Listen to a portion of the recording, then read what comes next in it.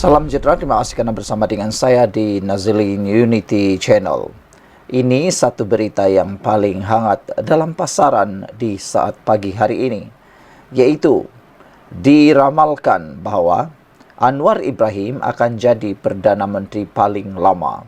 Siapa yang meramalkannya? Ramalan Kit Siang. Pasti Anda mengenali siapa Lim Kit Siang, veteran DAP yang paling berpengaruh di dalam parti tersebut. Ahli politik veteran Lim Kit Siang meramalkan Anwar Ibrahim akan menjadi salah seorang Perdana Menteri paling lama dalam sejarah Malaysia. Yang menyedihkan ialah di Malaysia ini ada beberapa orang Perdana Menteri menjadi Perdana Menteri paling pendek masa dan tempohnya di Malaysia. Yang paling diingati sekali ialah Muhyiddin Yassin. Ada netizen yang mengatakan bahawa tindakan Muhyiddin Yassin mendapatkan tampuk kepimpinan Perdana Menteri melalui cara yang tidak diingini ataupun tidak diiktiraf oleh rakyat, iaitu melalui langkah Sheraton atau langkah tebuk atap, membuatkan beliau menerima padah apabila menjadi Perdana Menteri yang pertama dipecat, dengan kata lain meletakkan jawatan kerana kehilangan sokongan selain daripada Tun Mahathir. Jadi, adakah Anwar Ibrahim akan mendapat balasan yang baik akibat perbuatan jahat dalam rakan-rakan gabungan Pakatan Harapan sebelum ini? Anwar Ibrahim diramalkan menjadi Perdana Menteri paling lama dalam sejarah Malaysia. Perdana Menteri paling lama setakat ini di Malaysia ialah Tun Mahathir Mohamad sebagai Perdana Menteri selama 22 tahun campur 22 bulan.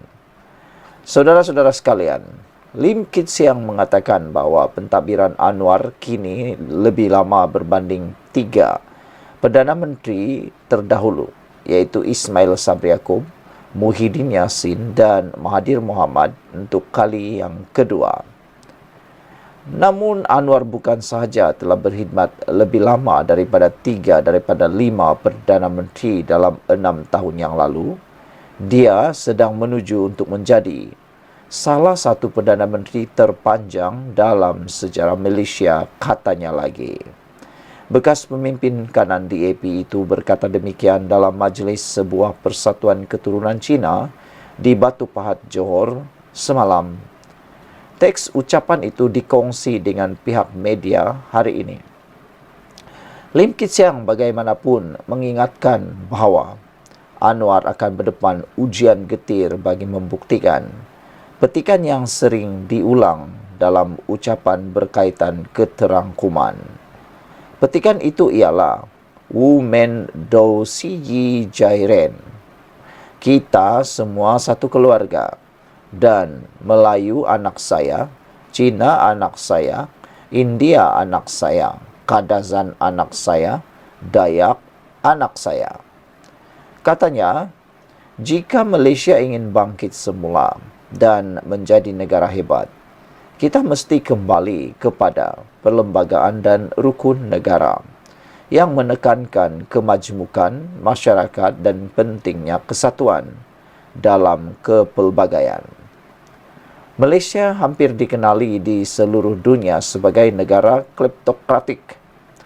Kita mahu terkenal di dunia kerana kesatuan dan keharmonian pelbagai kaum dan budaya serta kejayaan yang dapat kita capai daripada kesatuan dan harmoni tersebut, katanya lagi. Lim Kit Siang mengingatkan bahawa Malaysia adalah rumah kepada Islam, Konfusianisme, Buddhisme, Hindu, Kristian, Taoisme dan Sikhisme. Kita boleh dan mesti menyumbang kepada fasa baru kemanusiaan.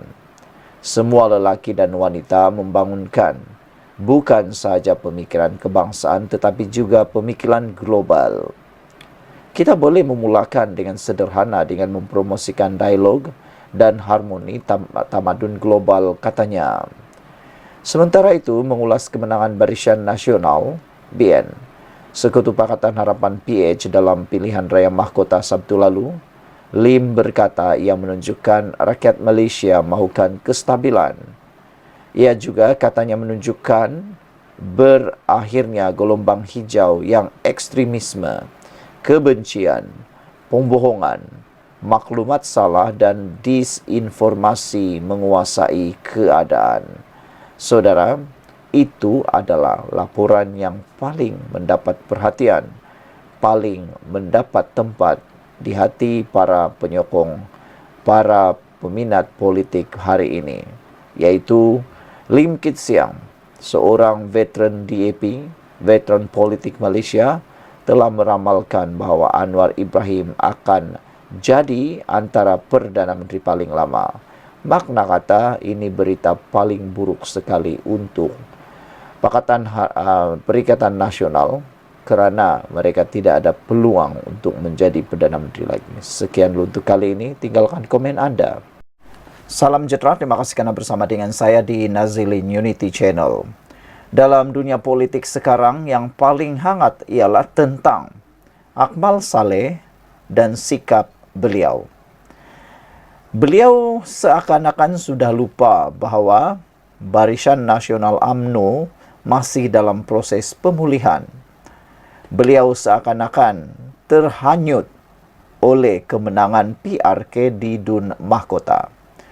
Baru sekali dua menang bergaya, dia seakan-akan lupa bahawa kemenangan itu bukan hanya kerana kekuatan UMNO.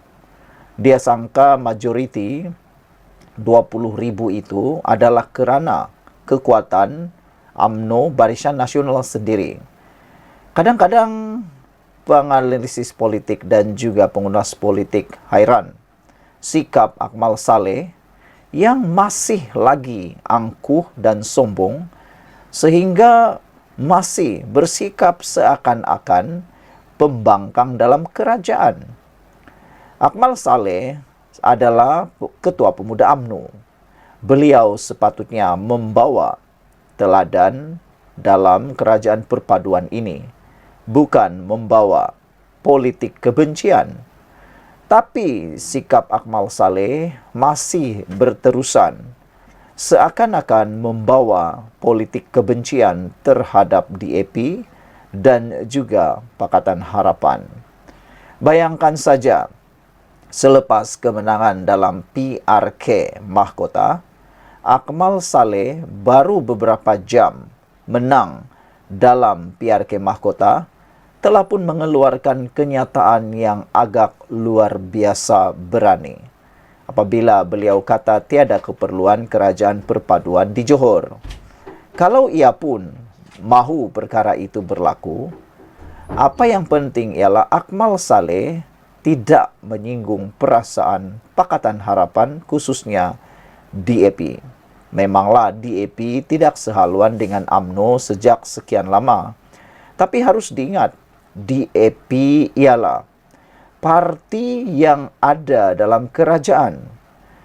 UMNO Barisan Nasional pun harus bersyukur kerana telah diterima menjadi sebahagian daripada kerajaan. Ramai pengulas politik menyatakan bahawa silap-silap hari bulan, kalau UMNO dan Barisan Nasional tidak ditakdirkan dan tidak dijemput menjadi pihak kerajaan, silap-silap hari bulan UMNO BN dalam keadaan yang tidak tahu haluan apa-apa lagi. Akmal Saleh patutnya bersyukur, patutnya menghargai apa yang sedang dinikmati oleh UMNO Barisan Nasional. Dalam kemenangan pilihan raya seperti di Nenggiri dan juga di Dun Mahkota, sepatutnya Akmal Saleh sekurang-kurangnya kalau tak pun nak minta maaf dengan Teresa Kok atau DAP, janganlah pula timbulkan isu yang boleh menyinggung perasaan pihak kawan. Harus Akmal Saleh ingat, DAP sekarang walaupun tidak sehaluan dengan UMNO tapi boleh kata mereka sekawan. Ini tidak. Sudah menang, sekarang pula menjadi isu. mencari isu. Pastinya ini akan menjadi peluru hidup, senjata hidup untuk menembak semula Pakatan Harapan. Perikatan Nasional pasti, walaun Saibut Trupa Perikatan Nasional pasti gembira dengan apa yang berlaku dalam kemelut dalaman antara Akmal Saleh dan para pemimpin DAP. Akmal As-Saleh harus sedar, Perikatan Nasional Pembangkang sedang mencari isu. Mesti mereka menggunakan isu apa yang berlaku sekarang ini untuk spin semula kemenangan. Mereka pasti menyalahkan para pengundi di Dun Mahkota dan menyedarkan, cuba mengapikan para pengundi di Dun Mahkota supaya menyesal mengundi UMNO, kerana mereka pasti akan cakap, itulah kamu undi, sekarang baru menang, belum 1 tahun. Jangankan setahun, belum seminggu. Belum seminggu kemenangan UMNO di Dun Mahkota, dah mula timbul pelbagai isu, termasuklah yang dianggap sombong daripada Akmal Saleh. Hari ini, Ketua Pemuda UMNO sekali lagi menyindir DAP dengan kegagalan tarik pengundi Cina, juga salah Akmal. Saudara-saudara sekalian, Ketua Pemuda UMNO Dr. Akmal Saleh menyindir sama ada beliau juga menjadi punca penurunan jumlah pengundi Cina pada PRK Sungai Bakap Julai lalu yang menyaksikan Pakatan Harapan PH kalah.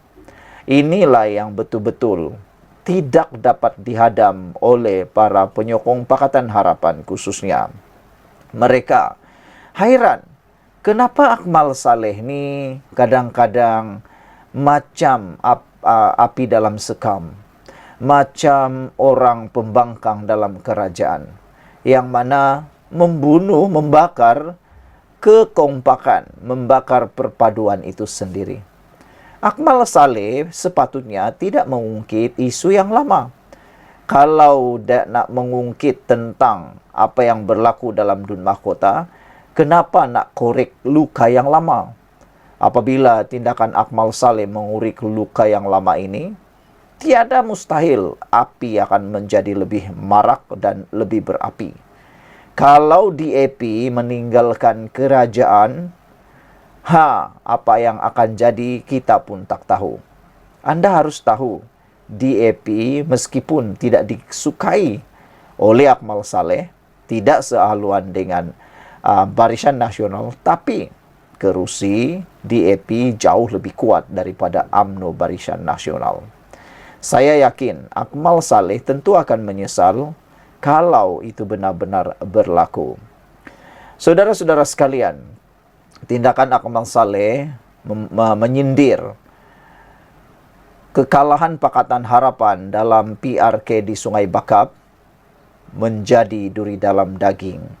Beliau memberi maklum balas itu menjawab kenyataan Ketua DAP Johor Liu Chintong yang mendakwa perbalahan Akmal dan naib pengerusi DAP Teresa Kok menjadi punca ramai pengundi Cina tidak mengundi pada PRK Mahkota Sabtu lalu. Yang ini tiada siapapun yang dapat menafikan. Memang ini punca. Pengundi Cina ramai protes. Tapi itu pun Akmal tak nak dapat terima. Tak dapat terima dan cuba pula menafikannya. Saudara-saudara sekalian, katanya merujuk pengurangan 10% pengundi Cina pada PRK Sungai Bakap.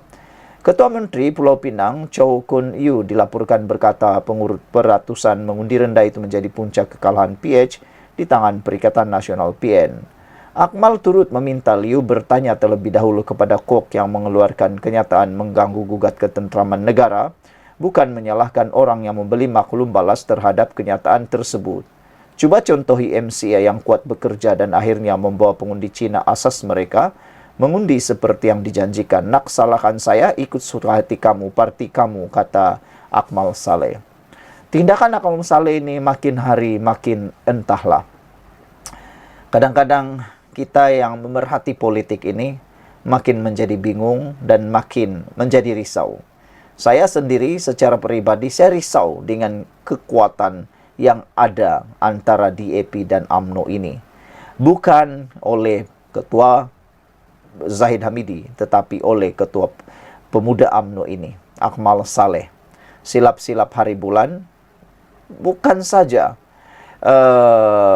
UMNO dan DAP akan terus bertelagah, tetapi kerjasama ini mungkin akan hancur di tengah jalan. Apabila Akmal Saleh kata, contohi MCA yang kuat bekerja, tidakkah Akmal Saleh tahu sepanjang kempen pilihan raya di Dun Mahkota, DAP bekerja kuat, keras, seperti seakan-akan calon DAP yang bertanding di kerusi tersebut. Sehingga mula ada kata-kata daripada Pakatan Harapan, khususnya penyokong Pakatan Harapan. Mula ada suara-suara sumbang mengatakan bahwa kalau beginilah sikap Akmal Saleh, lebih baik DAP bertanding saja di sana, kata mereka. Lebih baik ada kerusi, 3 penjuru. Perlawanan 3 penjuru, baru tahu berapa tinggi dan rendahnya langit itu, kata mereka. Saudara, apa pula komen Anda tentang isu kali ini, tindakan Akmal Saleh ini?